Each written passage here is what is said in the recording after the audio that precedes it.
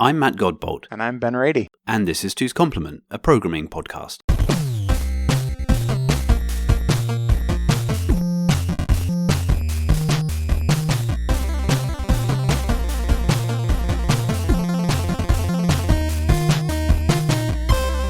Hey Ben. Hey Matt. How are you doing? Good. Yet again, we have a very inspiring beginning to this podcast. One day it will be more interested in this, I'm sure, but no. All right. Disagree. We'll never change. We will not. All right, how about this? You're assuming we can be interesting, which I think is impossible. Sin. Ack. No, you got it. It's Sin-Ac is next. You set the Sin and the Ac flag. Oh, yeah. Sin-Ac, and then I do Ac to say Sin, we synchronized our sequence. Anyway, this whole thing is flawed. Anyone listening, we've already lost our audience of one. So let's try and win them back, because today we're going to talk about carbon. Mm-hmm. What is carbon? Carbon Offsetting. The element in the periodic table. It is that. It's the least Googleable computer language name since Go, or indeed C and C++. You'd think the company who are mainly behind it would come up with a more Googleable name than a very common general purpose name, but never mind. Here we are. Right. So Carbon, the recently announced programming language, spearheaded by some folks at Google, but really a community-driven project. And what it is, what we think about it, what do you think about it? What do you know about it? I know very little about what I know about it, and I'm very interested to hear what you know about it, because I know that you have had a level of entanglement, quantum entanglement. Yeah, it is about that. Yes. Yeah. Your spin direction and its spin direction are. If you measure one, then the other one changes or something. Yeah, exactly. It's not doing very well here. But I know that you've had some amount of involvement with it, and I'm interested because what I've heard about it is that it is not the very first successor to C++, perhaps one in a long line of potential successors, but it is an attempt to be a successor that works very well. The interoperability works very well, which to me, thinking generally about programming languages, I think is a really important feature if you're going to, build something that you're going to say is a successor, is if you can't, people have like very large code bases in language A, and you're like, I'm going to introduce language B, and you're like, well, how do I call my language A code? And the answer is you don't. Well, that's the end of that conversation. You write it to disk, right? And you fire up another process, and then read it back out again in the next process in the old language or whatever. Yes. Yeah. Right. You open a pipe, and then, I'm out. No. Sorry, not going to do that. I suppose actually now thinking about it, that's kind of the Python 2, Python 3 approach. When Python 2, which is the same programming language, went to Python 3, it's like, yep. Right. Sometimes just you can't import an old libraries, unless they use a very restricted subset of the language. But you're absolutely right. Yeah, that is Carbon's raison d'etre, which is, I think, dried grapes, something to do. Yes. It's like an alternative to wine. I see. If you have grapes and you're like, well, I can't make wine, but I'm going to have a reason for being.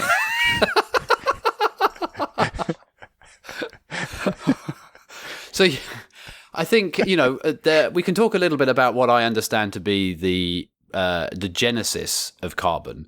But yeah, the intention behind Carbon is to be a successor, a potential successor, as you say. And let's talk a little bit about what other things could reasonably be successors for C++. And certainly, in my opinion, the things that make something a candidate for succession is it has to be a performance-based language, right? It has to be something which is fast, because most people aren't writing C++ unless they need something to be low level and fast, and you can reason about performance. You can even make some kind of guesses as to what the CPU might do with certain language constructs and such things.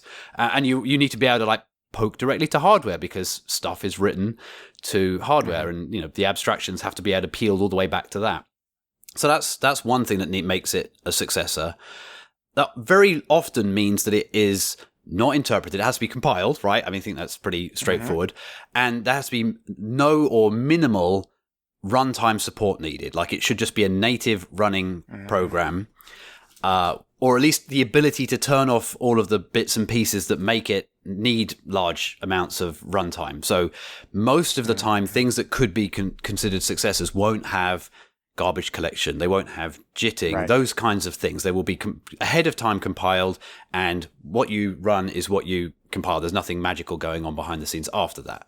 So those are the things that... So if we're talking about languages that fit into that bucket, then there's the D programming language. Now, D actually does have some form of garbage collection, but it does look a lot like C++, but it fixes a whole bunch of issues. So that's one potential thing.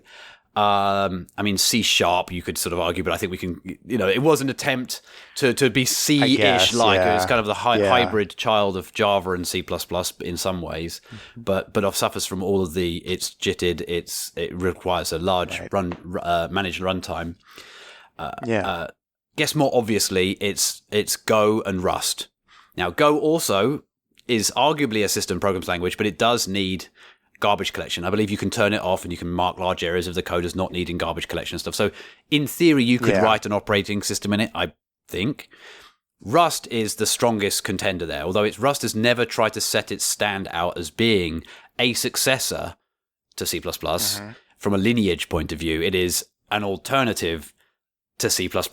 In fact, it may even be arguably it's more of a successor to C than C++ for some of the things that it does and the way that it does things.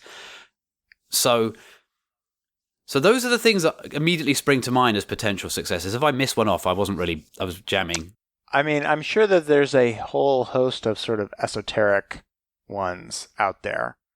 I'm sure the listener is screaming into their headset and saying, what about blah? Yes, what about blah? And I will tell you, the fact that we're sitting here probably not remembering what they are is telling. It sort of reminds me of that old thing about there are two kinds of programming languages, the ones that people complain about and the ones that the other bit. Nobody cares about. So it's a little bit like that. Now I'm thinking of it, and you've just given me the break that I needed to actually clear my brain a little bit. Going down the drop-down list on Compiler Explorer, there are a number of potential other languages that are successors, and there's something relatively new called Jacked, and I haven't learned enough about it, which is I haven't done my homework for this particular. Is that some kind of body spray? It does sound like it, doesn't it? Yeah. Maybe. There's Zig. Zig is a cool one. At least that also is not managed and generates code directly. Bit more. I don't know very much about it, other than I was very interested in the way that the language itself was set up. There's a foundation behind it, and that's interesting. I'm scrolling down the list now. This is awful. What have we got? Rust. We talked about. Swift, I suppose, is on the list. I don't know really too much about Swift. It's more like an Objective-C successor, isn't it? Oh yeah, Swift. Swift is like, I would maybe, based on my very limited understanding of it, put it maybe in that category, because it sort of has all the properties that you talked about, and it does have the backing of Apple, and they do use it for, iOS application. I don't know how much it's really expanded beyond that, but certainly in that realm. And I've also found Nim. There's another one, but that's, again, it doesn't look very C++-y. Nim, Jacked, So of the ones that and I know that actually when Carbon was announced, several folks on the various lists sort of said, hey, you didn't mention X, where X was either Nim or Zig or Jacked or something like that as potential things. So it would behoove me really to, before we recorded this, to have looked into those a little bit. But nevertheless, here we are. I can speak about the things that I know about only. So there are many things that are arguably successors, but the thing that Carbon has tried to do is exactly as you say, be a systems programming language that supports all of the features that C++ has, plus a bunch more, more sensible defaults, more tractable syntax and semantics, and fewer ways to go wrong, fewer things to make mistakes, just because of like the age of things, and with strong bidirectional support for interoperability with C++. And for those who aren't as familiar with what that might mean and why it's different for, say, C++ than most other languages that are compiled, a lot of the things that you can do in C++ when you're using generics, unlike, say, Kotlin and Java and Scala and Groovy and all those things that share the JVM, there isn't like one way to launder the generics through like an object pointer. And therefore, if you write a linked list of T, you've got a linked list of everything. Yeah. I think you're giving Java a lot of credit. I'm trying. A lot of people, because Java's approach to this is, we're just going to throw all that information away. That's how the interop works. Type erasure. It's just a list. I know, but it's exactly. It's just a list of objects, right? And then there's some syntactic sugar over the top that says, okay, you said it was a list of Windows. Sure, I'll cast it from object and back again every time. It's sort of like the C level of writing generic thing where everything's a void pointer to something, and you're like, well, okay, every time you want to get what you think it is out, I'll let you do that. But C++ doesn't go down that route. It's more of a sort of macro expansion. Like at compile time, if you say a list of window, then a bespoke implementation of list is generated specifically for window. And there are loads of tricks that you can do, both at compile time, because you know a bunch of things that are true about a list of window that aren't true for a list of widgets. I don't know. But also from the point of view as a programmer, I can write a generic list object that has specializations and can test for things that the T that I've been given either has or does not have. And so I can maybe say, hey, I support this operation if the T I contain supports this operation, in which case now if you call this on me, I'll do it on all of my contained objects.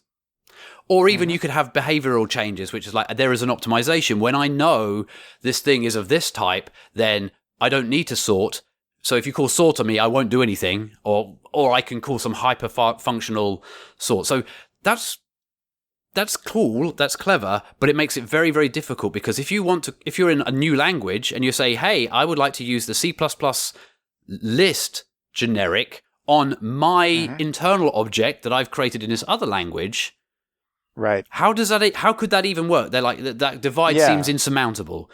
Carbon is attempting to make it surmountable, that you could actually take a generic in one language and use it in the other with another language's type, and vice versa to some extent.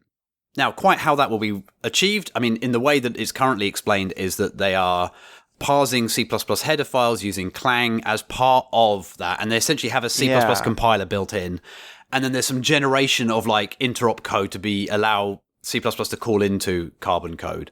Yes. I mean, as we've stated before in this podcast, I know absolutely nothing about C++, but one thing that I have sort of stumbled into accidentally while rummaging around in the programming language closet is that often with C++, if you use templates, you wind up with a lot of your code in headers. Exactly. And it is specifically because of this, right? Because there is no compiled version of that generic list that's in an object file somewhere, right? Like there would be with Java, like you said.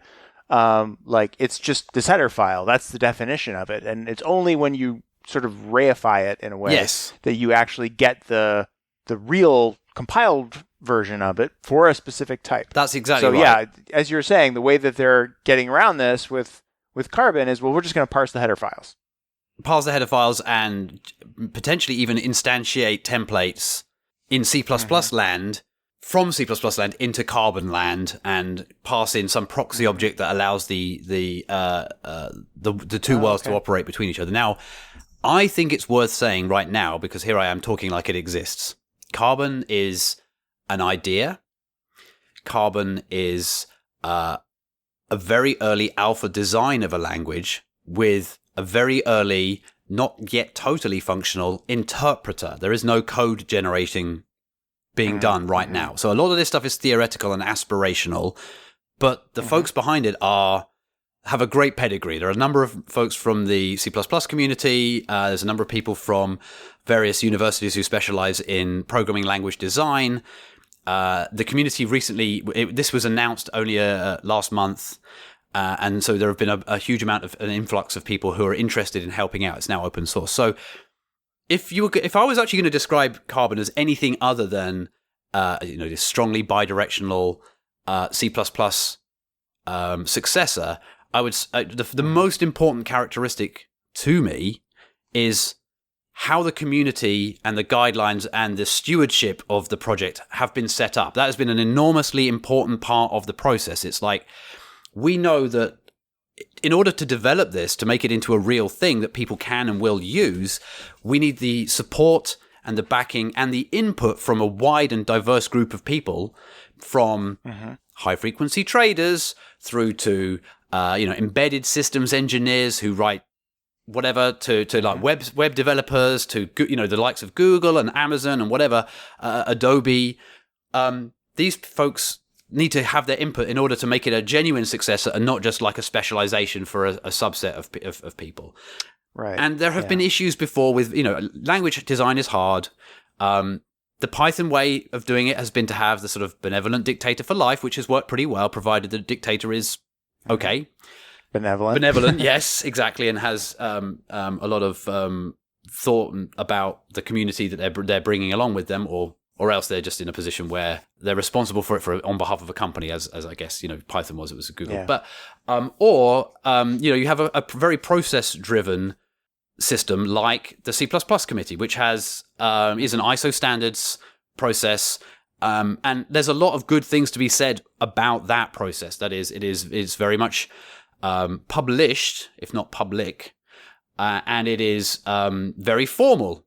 And that means that if you are the US military and you say, I want a specification for how this language works and will work, and so I can sort of talk to my compiler vendor and say, if I write code and I deploy it in a particular way, is it guaranteed? Will you warrant that it works? Then we can agree about it, because there's the ISO standard. It's a standard document.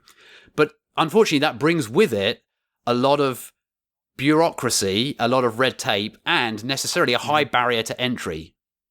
And the people that can afford to take the time to participate in that process are usually from a privileged group of folks, or people for whom have companies with vested interests, which is of course important too, don't get me wrong, but it's quite difficult for an individual to turn up and say, I think we should do it this way. Now, I know of many individuals, I'm friends with lots of people who have made suggestions like that, but again, they've had the luxury of maybe having their company say, yeah, sure, you can spend three weeks a year reading through all the mailings, getting up to speed, going to the meeting, presenting your paper, defending it against the rest of the committee, and then ultimately getting it through. And it's a long process. People, I think it was Bryce Adelstein-Lelbeck who joined the committee like 12 years ago to get one feature in that he wanted, which was like some multi-dimensional iterator or multi-dimensional static size array, and it only just went in. And that means it'll probably be implemented in the next revision, and you might be able to rely on it in compilers in like 5 or 6 years' time, and that's a long time.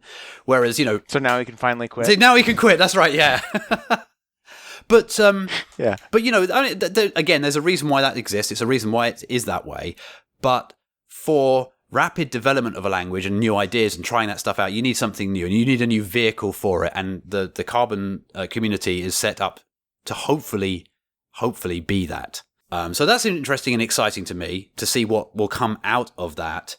I feel like we've talked about it on another episode about languages and sort of language choice, about how important community is in programming languages, right? And I think I've made the argument before that it's like, whatever that community values is what you will be forced to value if you use that language. That's very true. Right? So if they value types, you will use types. If they value fast feedback loops, you will have fast feedback loops. Like, if they value testing, you will value testing. You won't really have much of a choice. You can fight against it and sometimes get away with fighting against it.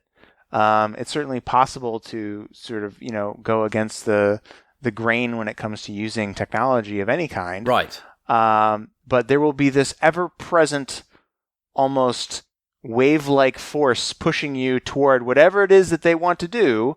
And for me, that is almost more an important factor than things like language features or, tooling specifics, because it's like whatever state it's in right now, there's a possibility that it's going to change. Now, obviously, as languages get more mature, and as we were just saying about like things like the C++ committee, that change definitely has a certain pace to it. But whatever it is that they value and whatever it is that group of people want is going to have an effect on you if you work in that language. And so, like, understanding the specific individuals behind the language, or the company behind the language, or the mode that they all use to interact, the way that they make decisions, the way that they make changes, the way that they add those changes. Is it like a Python 2, Python 3 thing where it's going to be like, nope, we're breaking everything, and if you don't like it, suck it, right? Yeah. Which might have been the right decision, but that was definitely, that's like a call. Like, you made a call there, and it's going to be this. So understanding those things is super important to me. I completely agree. And in fact, you're talking about, again, the Python 2, Python 3 split, and the fact that somebody just said, no, we're doing it. That is sort of what this is about, in as much as the problem with C++ is also one of its greatest strengths. I mean, one of my talks is on what C++'s superpower is, and I make an argument rather tongue-in-cheek, but only a bit tongue-in-cheek. I don't know what that... that C++'s superpower is, in fact, that really annoying backwards compatibility that means that we drag the 30 years of history around with us, and half of the things have silly defaults because we didn't know better, and we can't now change them because that would break old code. And no one has yet come up with a way that can satisfactorily to everybody allow us to migrate slowly and make incremental changes without losing that really important backwards compatibility that lets you pick up code from 30 years ago and bring it into your code base. Or even more sort of specifically problematically in this case, if you have a library that was built with a C++ compiler some number of years ago, and you have subsequently lost the source code or never had it because it was the vendor went out of business. You have a header file, and you have an opaque .o file or a .lib file or .a file or whatever, and you're like, well, my business depends on this options pricing library or this insurance algorithm thing. Yes. And what C++ guarantees pretty strongly is that a modern C++ compiler can consume that header file and know how to call the functions that are defined in that binary. That is the application binary interface, the ABI, the way that things are laid out in memory, the way that which registers are used for what purpose, and all of that stuff that comes together has not changed, even in the presence of compiler changes, even the presence of language changes. It guarantees that.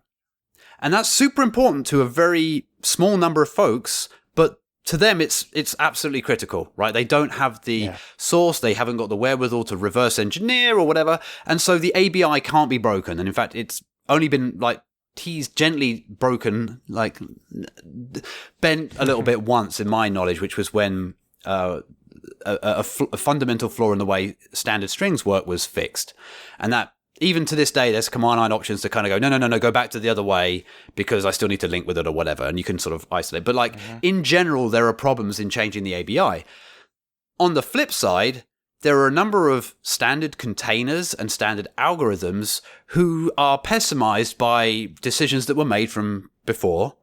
And we can't now change because the ABI would need to change alongside them in the particular instances of those things, which means that things like hash maps, which are used absolutely everywhere, the standard one is never going to change, and it's nowhere near as performant as it could be if you were to sit down and write your own one from scratch. And of course, many people have done, and you can pick up any number of hundreds of different hash map libraries around, which is a thing. But how much nicer is it to just be able to rely on the one that's in the language and say, this gives me everything I need, and it's about as performant as I ever would need. Now, I still treat unordered maps in C++ like that. Unless I prove otherwise, I'm fine with the performance of it.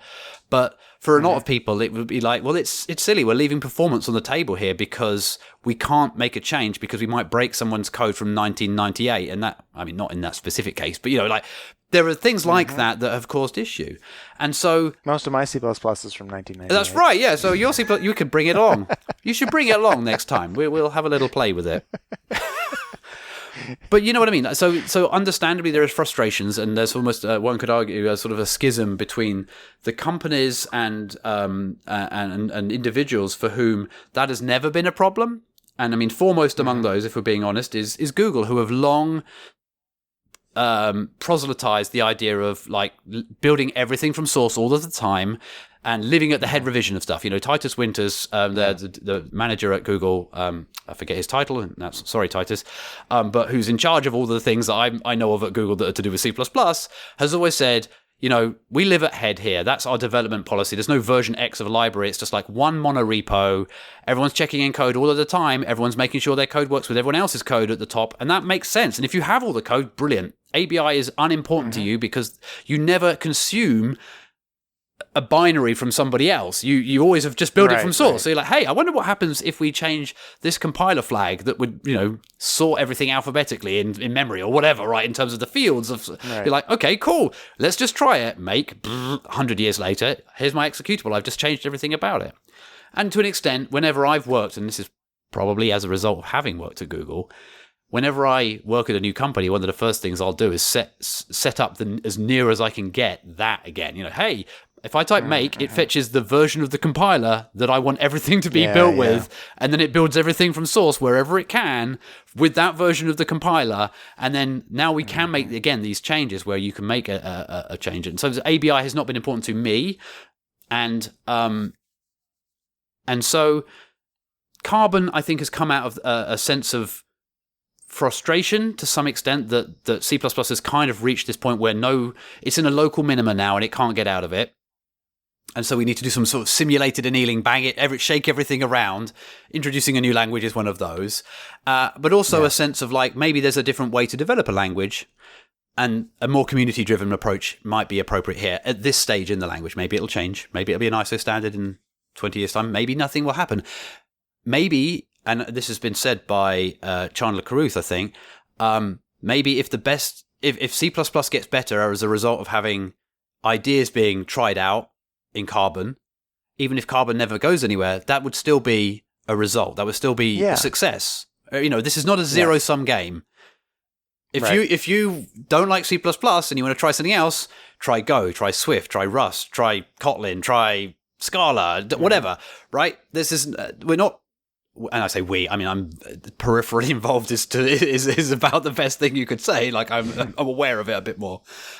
Yes, we won't be taking anything away from C++.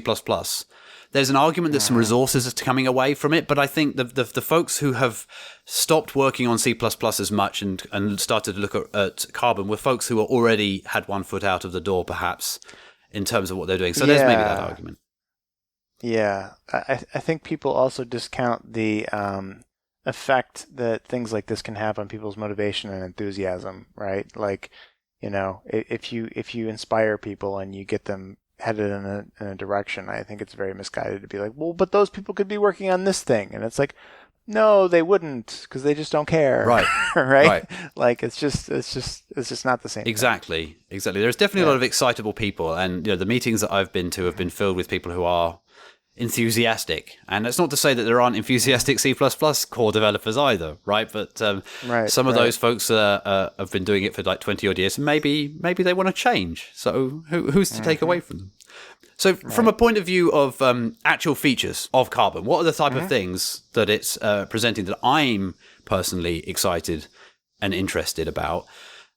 Top of that list is actually generics. I know we sort of poo-pooed them a little bit when we talked about Java and the kind of like the fact that everything gets laundered to an object star. Well, both Rust and I think Swift are fully compiled languages and don't have like an Uber base type like Java does, like object. But they do support a more generic system. So that doesn't make any sense at all. Again, so a generic system where you can have a container of something where the something isn't known at compile time, but yet the something is constrained. Now in C++ world, you can actually literally put any type you like in that T parameter. I could put int in there, I could put float in there, I could put literally any type can go in there, and provided it compiles and makes sense, and that's decided at compile time when you instantiate it, then that's a valid thing to do. But I can't later on support a dynamically chosen thing. I can't load up a library and go, oh, now I want a T of those. It's like, no, you can't make it can't make a list of those types that you just loaded in from a DLL or something like that. Because as we discussed, it requires running the compiler to generate something for them. Right.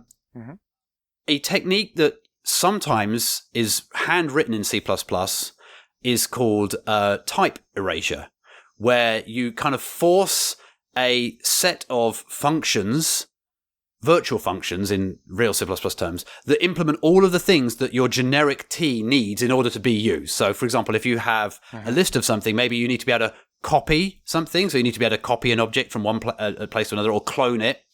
You maybe need to be able to compare it. And you write these as methods, and each method has to be implemented by that type. And as it happens, you can now use templates to adapt any T to that, conform it to that interface, which is the erasing part. But then the generic algorithm you're handing to, maybe it's a sort algorithm, just purely works in terms of those functions that you've handed it. So it just calls functions. And so now there is no strong link between a sort that takes a sortable, like it would be an interface, a sortable interface, and and any object that can be adapted to provide a sortable. Yeah. So in that case, the sortable interface and the sort function could be compiled and live in a binary somewhere. Exactly. And your sort of third-party code could reuse that. Exactly right. In a generic Exactly way. right. And so you can do this by hand fairly straightforwardly by enumerating all the things you need your type to do, writing a sort of virtual interface type that wraps that. Then you write your algorithm in terms of that virtual interface type, the sortable type, and then you write your little one template that says, given any object, I will adapt that object. I will hold it onto one of those objects, and I will present the virtual interface for this particular type. So that's the kind of binding part. And that's all very hard to do, and it requires you to do it by hand for every type you want to implement, which is a pain, but it has a certain amount of benefits, and it's used internally in the STL in a couple of places. What Rust and what and I'm more weak on Swift do is they allow for declaring this at the language level and letting the compiler essentially say, I can adapt your type to fit this interface because it provides all these things. And then the thing that I will present is just a block of function pointers to the algorithm. And I will do that all for you automatically. Right? I'll take this object that you say, and it's got an implementation of this interface somewhere else. And I'll say, okay, this data and this block of function pointers go together. They're not tied as they are in C++ with virtual function pointers, where it actually has to live inside the object somewhere. They can be disparate. And these are called traits objects. These traits allow you to adapt any old chunk of data to any interface. And that can be done at this time. And that's kind of cool. Now, coming all the way back, Carbon is going to support a flavor of that. So you'll be able to write code that says, I would like to sort something. This is the interface that anything that comes into me needs in order to be sortable, like a less than operator and a swap between two things, whatever that may be. And now I can sort those things. And there's a very small change between making that like C++ templates where it is instantiated at compile time. I know the types, and therefore the compiler knows the types. And for every type that wants to be sorted, I will make a new sort routine that only deals with that type. And if you don't use, I think it's an exclamation point inside like the sort of like the name of the parameter or the type of the parameter, then it says, okay, no, what I'll do is I'll make one of these adapters in the middle. And now I can take any object you like, and I will compile the sort function once and once only, and it will work with the interface. And then I will adapt for the interface and make a generic that fits it. Again, I think in Rust it's called traits objects. In Swift, they call them witness tables, I think. There's something like this. Again, it's a little table that's like automatically generated that sort of bridges the gap, glues a specific instance type to a generic interface type at the binary level. Now, it's never going to be as performant because you're always going through a layer of indirection, right? And all problems can be solved by another layer of indirection, right? But it's a choice you can make. And unlike, say, C++, where if you want to do something most of the time, if you're just writing idiomatic C++, if you want to do something generically, you have a choice. You either go, I will make a virtual interface, and everything that wants to go through my system has to inherit this virtual interface. Or you say, no, I will use templates, and now I'm going to use compile time types. It's a very different way of writing it. It's a very different set of error messages, and the code is vastly different.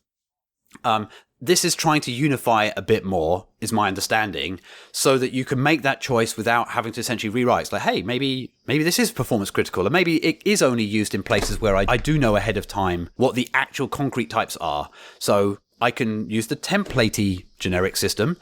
Or no, actually, it's not performance critical. It's bloating my binary with 300 different copies of, this function for every type of thing I call it with. Let's just use the generic sort of Java style thing. And again, it's slightly more type safe than Java, because instead of laundering it through the base pointer that's an object, it launders it through an interface that is necessarily the subset of things you needed.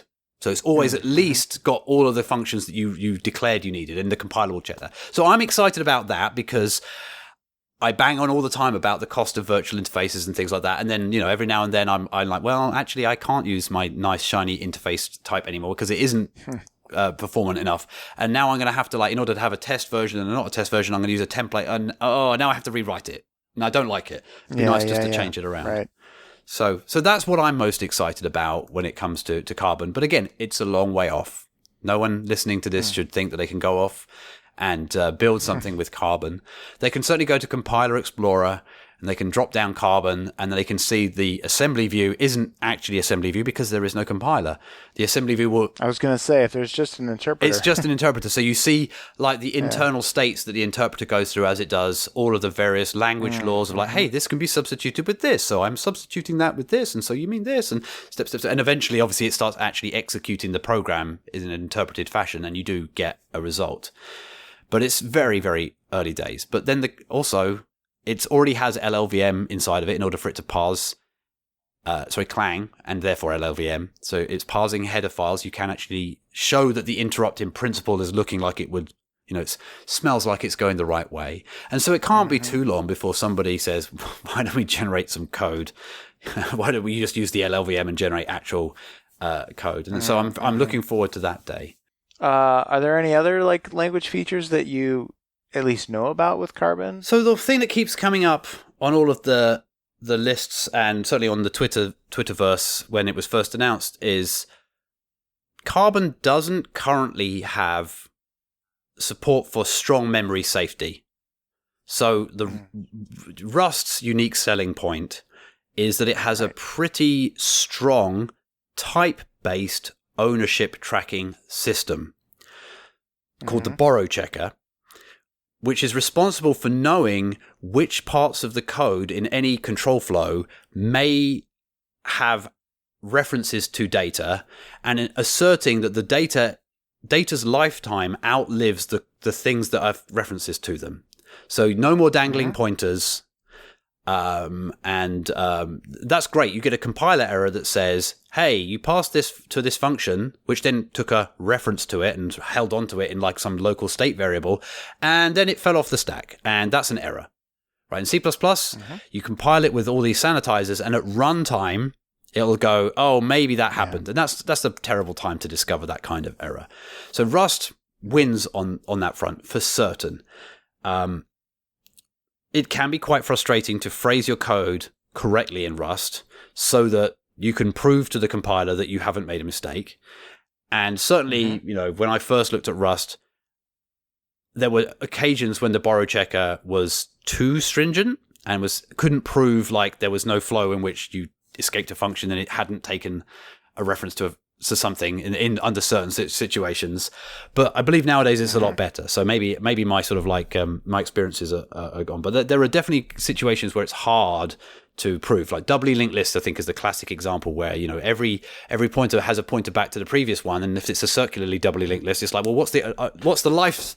How can we prove that it doesn't refer to some old data, because there's no way of breaking the link? And I don't actually understand how that works. There's all sorts of annotations and things, so I'm not going to talk more. But popping the stack, Carbon doesn't try to solve this problem, partly because C++ and its strong interoperability with C++ kind of makes that hard, right? Essentially, any call to C++ would be, quote, unsafe, given the Rust model, right? Again, if you're in Rust and you're calling out to a C API, it's unsafe by default. You can't safely track the memory patterns of calling an arbitrary function. It has no idea what it does. Similarly with the C++ side of things. So the only things it can do is makes some of the defaults like uninitialized variables. So in C++ and C, if you just go int I semicolon, then that's got no value at all. It's uninitialized. And if you're very, very, very lucky, it's just some random value off the stack. And if you're very unlucky, then the compiler has said, well, you've made a mistake there and you're not allowed to make mistakes. So I'm going to take advantage of that and optimize it out in some crazy way. So it's the dreaded undefined behavior. But Carbon has gone with like, no, we're going to actually initialize everything. If you want something to be not initialized, that's a hard, like unsafe block type thing. You have to say, no, I don't want this to be initialized. It's absolutely performance critical that we never initialize this. Fine. Right. Yeah. Okay. And there will be bounds checking type stuff that will be in the language and whatever. And of course it'll have more, we can design it for address sanitizer style, support from the get-go, and maybe make it a little bit more amenable to that and require less binary instrumentation type stuff. But there is a desire to move towards a safe subset of the language, which can be said to be, provably memory safe. So, but it's not a great story right now. And I think a lot of people were like, "What the heck? You're inventing a new language." Here we are in 2022, and we're still going to have all of the overflow errors that we had, and the use after free, and the double free, and the leak problems. And like, I understand where people are coming from, but also, in my experience, limited as it's been in the last few years, even modern C++ has come leaps and bounds in that direction, right? With the sanitizers, but also with all of the facilities the language now provides. It's a lot harder to make the kinds of mistakes that were trivial to make before, like, by using smart pointers and annotations and, again, the sanitizer. So I'm not as concerned about that myself personally. Maybe, just maybe, I'm in a luxurious position of, like, none of my code has user input banged into it all day. So I'm not parsing, potentially adversarial messages from a network. Right. And so, maybe I'm just sleepwalking and, if anyone with half a brain tried to hack anything that I had on the internet that was written in C++, then they would immediately discover all of the overflows that I haven't. So maybe I'm just blind to that. Does Carbon have its own standard library, or is it just going to piggyback off the C++ library? How's that going to work? So my understanding, now we're into a bit that is even more speculative than most of the stuff I've been talking about. Obviously, they want to be able to use the STL directly straight away. But I think they really want to have a sort of more batteries included feel and have libraries that do more things than, say, the standard library does in C++. I think that's always been another point of contention, is like the STL is necessarily... No, not necessarily. The STL is relatively limited. It has a great set of amazing algorithms, and the way that you can plug them together and you can build stuff is wonderful. But, and there's an argument that says if you want to tell whether or not this string is inside this other string, then you could use the generic algorithm that takes a sequence, one range that's a bounded sequence and another range that's a bounded sequence, and it tells you whether or not they intersect in some way, and it's about 12 lines to set it up nicely. And I'm sorry, it's not 12 lines, but I'm hyperbolic here. And so why would we ever need to have a string dot includes other string? Right. But that's a bit, to me, that's facile, right? That's not useful. It's beautiful and it's elegant. But everyone wants to say, does this string end with this other string? Or is this string the prefix of another string, which now has actually been added to string. And there are thousands of functions that have been added to string, which is obviously another problem. So it's hard to find the balance. It is. But I think C++ really suffers from not having a lot of like what would be straightforward stuff, like, hey, I want a 2D graphics library. I just want to draw pictures on the screen. I want to open a window and fill a triangle. And you're like, no, you can't do that. That's not built in. You can do console out. That's it, right? Nothing else. And that's, when you're trying to demo to folks, stuff, it's just nice to be able to draw a Mandelbrot set in a couple of lines of code or stuff like that. But networking, there's no networking. It's coming soon to C++, but it still isn't there. And there's a lot of degrees of freedom in networking, of course, but it does seem silly you can't write like a modern web server without pulling in hundreds and hundreds of bits of other things. Yeah, There's nothing there in the standard. So is Carbon going to have a calendar API, and more importantly, is it going to be called dating? Oh, the Carbon dating library. It's going to have to now. Yes. You heard it here first, folks. I mean, there have been a number of gags you could imagine about Carbon. I mean, it's a whole new opportunity for puns with this language, right? Like you just... For the longest time, it was an internal name, and I don't think we had any thought that it would actually be the external name. But you know the story about internal names where it's not really a good external name. It's like, well, they tend to stick, and then you're like, well, we're kind of used to it now. Yeah. I think I've told you about this before, that whenever I'm stuck trying to think of a name for something, I will make up something silly. And oftentimes it's Bob and Ian. They're just the two words, you know, they're my personal silly metasyntactic variables, especially as I've tried to move away from the other ones that everyone uses, right, for various reasons. But I think probably still at our previous trading company, there is a system that was referred to as Bob still, because we could never think of a proper name for it. And so it stuck, and now that's Bob. I think it was some simulator of some exchange. It's like, it makes no sense. It's an agent that makes an exchange do something, and I'll just call it Bob for now with one of the intern type folks. And then, oh, well, that's what it is now. Yeah, Bob forever. Cool. Well, that's about all I know about it. I'm excited. I'm not very involved in it. I'm only involved in it because Compiler Explorer wanted to be a day one feature for when they launched. And I'm really interested in seeing where it goes. Yeah. Okay. Well, is there like an upcoming inflection point for Carbon, a date that we should be looking out for, or a release or something like that? I don't believe so. No, I think people can just Google Carbon language and you'll find the GitHub repo where everything is. There is there's a lot of documentation, aspirational and otherwise, on that site, as well as the code. You will need Bazel to build, which is a bit of a contention for me, but that's a whole other conversation.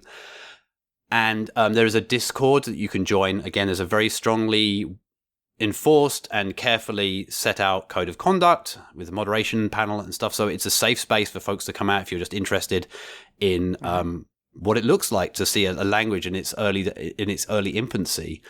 If you sign the CLA, there's the client license agreement, whatever it is, to become a contributor to it, then I think that you can get to join the weekly meeting that we have. I've certainly noticed some people, some of the Compiler Explorer implementers actually, who got like a bit of an early heads up that Carbon was coming in the pipeline because of Compiler Explorer, and have now joined and are involved in that. So I'm excited to see that kind of synergy. Folks that I know are very interesting and interested in this joining. So come along and join. Yeah, it sounds super cool. Looking forward to see what happens with it. All right, well, until next time, I guess. Until next time.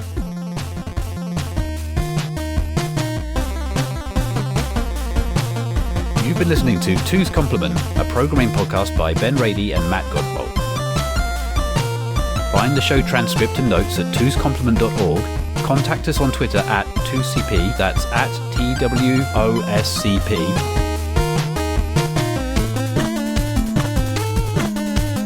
Theme music by Inverse Phase, inversephase.com.